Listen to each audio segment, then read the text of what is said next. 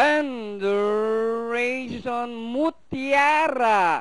Pass to begin, Tiger, Repic, Banay, Swab Tiger.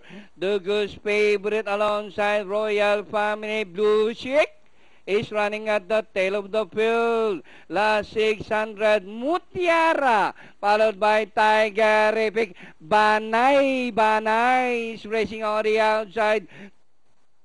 It's Swab Tiger, Royal Family, Blue Chick as they race the last 500.